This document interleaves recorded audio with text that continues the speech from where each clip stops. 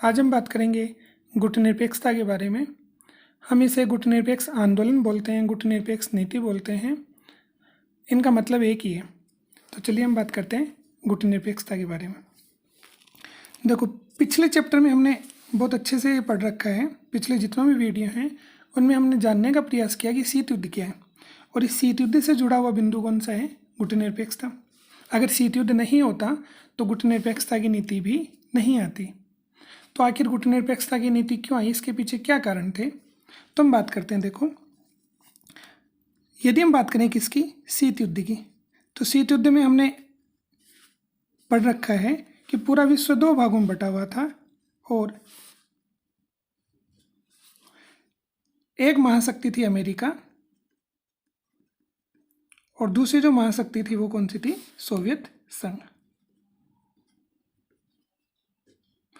तो पूरा विश्व दो भागों में बट गया था। जैसे द्वितीय विश्व युद्ध में विश्व दो भागों में बट गया था, वैसे शीत युद्ध में विश्व कितने भागों में बट गया था? दो भागों में बट गया था। हुआ क्या, दो तो महाशक्तियाँ थी और अन्य जो विश्व के छोटे बड़े जो देश थे उन्होंने क्या किया, या तो वो अमेरिका से अपने आप को जोड़ लिया या फिर वो जो देश थे उन्होंने सोवियत संघ से अपने आप को जोड़ लिया। तो इस प्रकार से अमेरिका और सोवियत संघ से इन देशों का जुड़ाव होने के कारण क्या हुआ, विश्व दो भागों में बट गया। अब अमेरिका हमें अच्छे से पता है कैसा देश था, पूंजीवादी देश था, और सोवियत संघ कैसा देश था, साम्यवादी देश था। तो दोनों एक दूसरी विचारधारा जो थी वो विरोधी विचारधारा थी। अमेरिका कभी नहीं चाहता था कि सोवियत संघ की शक्ति बढ़े और सोवियत संघ भी कभी नहीं चाहता था कि अमेरिका की शक्ति बढ़े। अब इसी समय क्या हुआ, 1950 और 60 का जो दशक था, इस 1950 और 60 के दशक में ऐसे देश जो पहले क्या थे, गुलाम थे।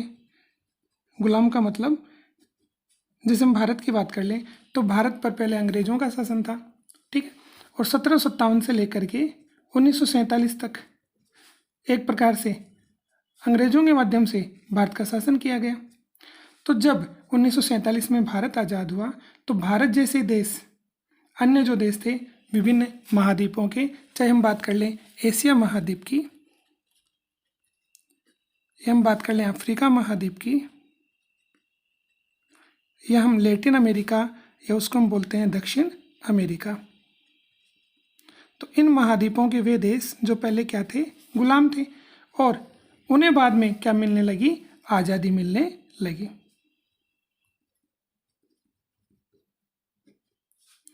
तो जब इन देशों को आज़ादी मिली तो इन्होंने देखा विश्व में दो महाशक्तियाँ आपस में लड़ रही हैं। तो विचारधारा को लेकर के विश्व में दोनों महाशक्तियाँ लड़ रही हैं। अब इन्हें ये डर लगने लगा कि हम किसका सपोर्ट करें। तो अगर हम अमेरिका का सपोर्ट करते हैं तो जाहिर सी बात है कि सोवियत संघ हमारा क्या हो जाएगा, विरोधी हो जाएगा। यदि हम सोवियत संघ का सपोर्ट करते हैं तो अमेरिका हमारा विरोधी हो जाएगा। तो इस प्रकार से हमें नुकसान उठाना पड़ेगा, दोनों से हमारे रिश्ते क्या हो जाएंगे, खराब हो जाएंगे। तो इन्होंने सोचा क्यों ना दोनों देशों से अच्छे संबंध स्थापित हों, इसके लिए हम एक नई नीति अपना लेते हैं, और उस नीति का ही नाम क्या रखा गया, गुटनिरपेक्षता। चाहे हम इसे गुटनिरपेक्ष नीति बोल दें, आंदोलन बोल दें, या इंग्लिश में इसको नाम बोला जाता है नॉन अलाइन मूवमेंट। तो एशिया, अफ्रीका और दक्षिण अमेरिका के वे देश जो पहले गुलाम थे उन्हें आज़ादी मिली, तो उन्होंने एक नई नीति को अपनाया ताकि विश्व में जो अराजकता का माहौल हो गया, जो अशांति का माहौल हो गया, उससे अपने आप को बचाकर रखा जा सके, अपना आर्थिक विकास हम करें। यदि हम अमेरिका से अपने आप को जोड़कर रखेंगे तो अमेरिका की बात हमें माननी पड़ेगी, और यदि हम सोवियत संघ जो महाशक्ति है उससे अपने आप को जोड़ेंगे तो इसकी बात माननी पड़ेगी। ये जैसा बोलेगा वैसा ही करना पड़ेगा। तो हम अपने निर्णय स्वतंत्र रूप से नहीं ले पाएंगे। तो जब ऐसा हुआ तो इसलिए एक नई नीति को अपनाया गया, और उसी नीति को क्या नाम दिया गया, गुटनिरपेक्ष नीति।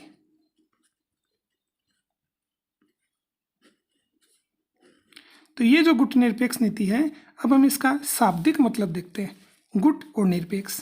तो गुट का मतलब क्या हुआ, गुट का मतलब हुआ सैनिक गुट से।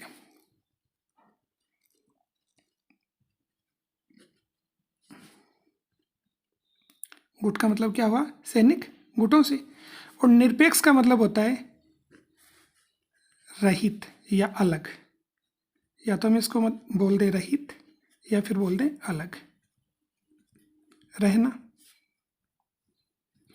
अब ये गुट निरपेक्षता का शाब्दिक मतलब हो गया कि सैनिक गुटों से क्या रहना, अलग रहना।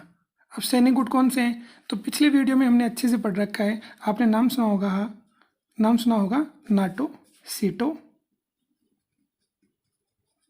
सेंटो और वारसा। तो ये जो सैनिक गुट बने थे, कितने गुट बने थे, 4। तो इन सैनिक गुटों से अपने आप को अलग रखने के लिए, महाशक्तियों के प्रभाव से अपने आप को बचाने के लिए एक नई नीति को अपनाया गया और उसी नई नीति को क्या नाम दिया गया, गुटनिरपेक्ष नीति या गुटनिरपेक्ष आंदोलन। ठीक है, तो शाब्दिक मतलब हो गया कि ये जो सैनिक गुट हैं, नाटो, सीटो, सेंटो, वारसा, इनसे अपने आप को अलग रखेंगे और अपने निर्णय हम स्वयं करेंगे। तो वही नीति कौन सी नीति कहलाई, गुटनिरपेक्ष नीति। ये तो हमने देख लिया गुटनिरपेक्ष नीति का क्या मतलब होता है और ये क्यों आई। आगे हम बात करते हैं कि इसकी स्थापना में किन देशों ने महत्वपूर्ण योगदान दिया, उन देशों के कौन कौन से व्यक्ति थे जिन्होंने स्थापना में महत्वपूर्ण योगदान दिया। तो आगे हम इसकी बात कर लेते हैं, इसके संस्थापक देश।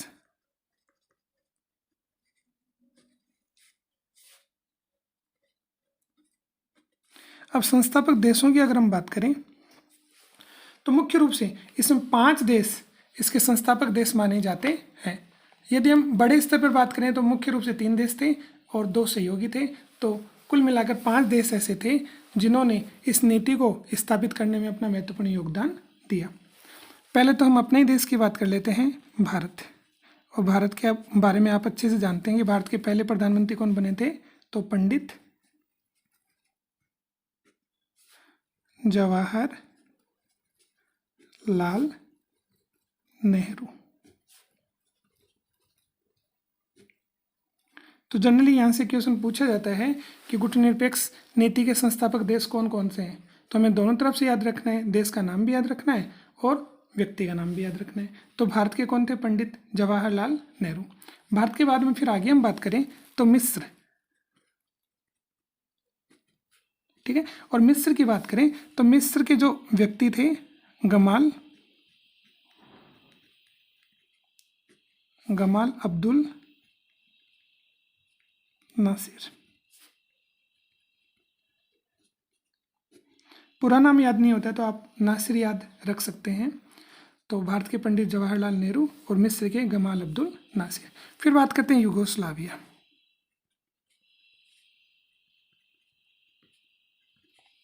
और यूगोस्लाविया की बात करते हैं तो शॉर्ट में अगर याद रखें तो टीटो, वरना पूरा नाम याद रखना चाहते हैं तो जोसेफ ब्रोज टीटो। खाली टीटो नाम याद रख लें तो भी चलेगा। फिर इसके बाद में आगे हम बात करें तो इंडोनेशिया,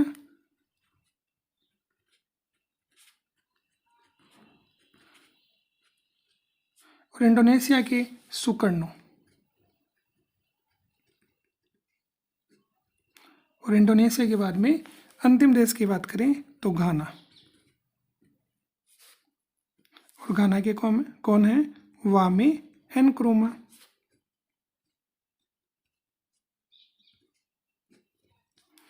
तो 5 जो व्यक्ति थे, भारत के पंडित जवाहरलाल नेहरू, मिस्र के गमाल अब्दुल नासिर, यूगोस्लाविया के जोसेफ ब्रोज टीटो और इंडोनेशिया के सुकर्णो और घाना के वामे एनक्रुमा।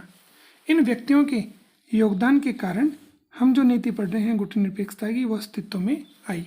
इनमें भी मुख्य रूप से भारत, मिस्र और यूगोस्लाविया का महत्वपूर्ण योगदान रहा। ये दोनों सहयोगी रहे। तो हमने 2 चीज़ें पढ़ ली हैं, एक संस्थापक देश, एक इसका अर्थ। फिर अब देखो गुटनिरपेक्ष नीति अस्तित्व में कब आई। तो सबसे पहले हम बात करते हैं इसके सम्मेलन।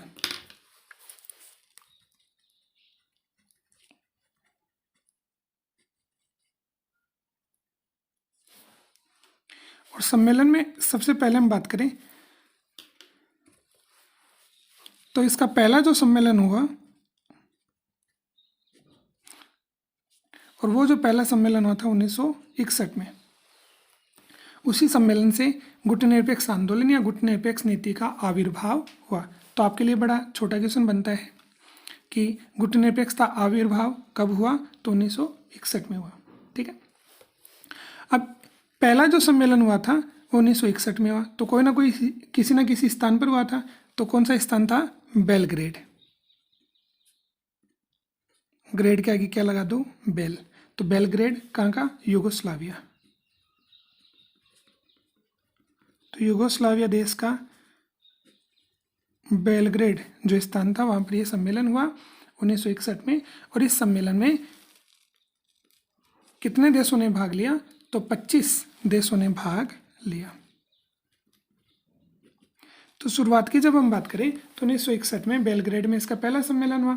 ठीक है, अब इस सम्मेलन में मुख्य रूप से किन चीज़ों पर जोर दिया गया, तो जैसा कि हमने इसकी पृष्ठभूमि में पढ़ा है कि जो दोनों महाशक्तियाँ थी उससे अपने आप को बचा करके रखना था, उनसे किसी प्रकार का ऐसा संबंध स्थापित नहीं रखना था ताकि ये देश अपनी स्वतंत्र नीति का प्रयोग न कर सके। ठीक है, और ये जो सम्मेलन अस्तित्व में आया, कौन सा, गुटनिरपेक्ष नीति बोल दें, सम्मेलन बोल दें, तो गुटनिरपेक्ष नीति अस्तित्व में आने के पीछे कारण क्या था कि ये देश अपना विकास चाहते थे, क्योंकि लंबे समय से गुलाम रहे और इनकी अर्थव्यवस्था काफ़ी कमज़ोर हो चुकी थी। तो अपनी अर्थव्यवस्था को मजबूत बनाने के लिए इन्होंने स्वतंत्र रूप से इसका प्रयोग करने के लिए एक दूसरे देश का सहयोग करने पर जोर दिया। तो इसमें मुख्य रूप से यदि हम बात कर लें तो एक दूसरे का क्या करना था, इनको सहयोग करना था कि एशिया, अफ्रीका और दक्षिण अमेरिका के जो देश हैं वो आपस में एक दूसरे का क्या करेंगे, सहयोग करेंगे। और इसके साथ क्या करेंगे कि ये जो दो महाशक्तियाँ थीं, इन दोनों महाशक्तियों के प्रभाव से अपने आप को क्या रखेंगे, दूर।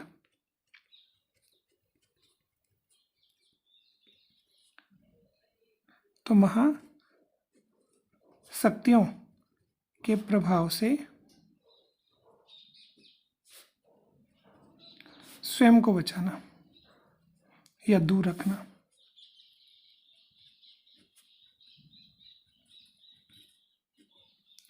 तो मुख्य रूप से यही निर्णय लिया गया कि आपस में एक दूसरे देश का क्या करेंगे, हम सहयोग करेंगे और महाशक्तियों के प्रभाव से स्वयं को बचा करके रखेंगे। ठीक है, अब निर्णय ये लिया गया कि प्रति 3 वर्ष पश्चात गुटनिरपेक्षता का क्या बुलाया जाएगा, सम्मेलन बुलाया जाएगा। तो पहला सम्मेलन तो बेलग्रेड में 1961 में, और इसका 18वां जो नवीनतम सम्मेलन हुआ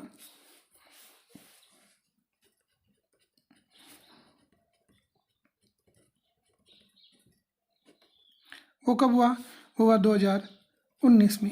ठीक है, कहाँ पर, अजरबैजान। तो अजरबैजान के बाकू शहर में।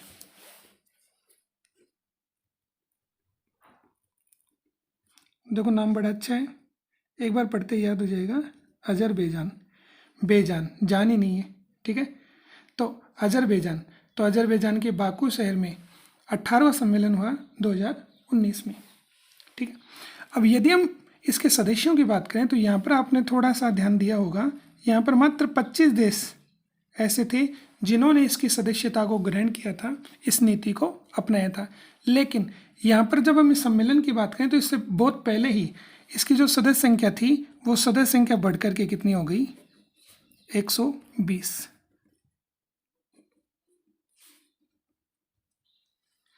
तो सदस्य देश कितने हो गए, 120। यदि हम देखें तो लगातार इसमें क्या होती गई, वृद्धि होती गई। इसका मतलब ये हुआ कि ये नीति वर्तमान में क्या है, सफल रही है। ठीक है, हालांकि वर्तमान में CTU समाप्त हो चुका है, लेकिन उसके बावजूद भी ये नीति क्या रही, सफल रही। तो 120 देशों ने इसमें अपनी महत्वपूर्ण भूमिका निभाई। साथ में इसमें पर्यवेक्षक देश जो सदस्य तो नहीं थे लेकिन वो इसकी बैठक में भाग लेते थे, उन्हें अनुमति मिली हुई थी। तो पर्यवेक्षक जो देश थे उनकी संख्या कितनी थी, 17। तो ये जो सम्मेलन हुआ ये कहाँ पर हुआ था, 2019 में बाकू अजरबैजान में हुआ। और इस समय इनकी सदस्य संख्या बढ़ करके कितनी हो चुकी थी, 120। और 17 जो देश थे वो पर्यवेक्षक देश थे। जब भी इसकी बैठक होती थी तो उसमें ये क्या लेते थे, भाग लेते थे। तो आज के लिए इतना ही।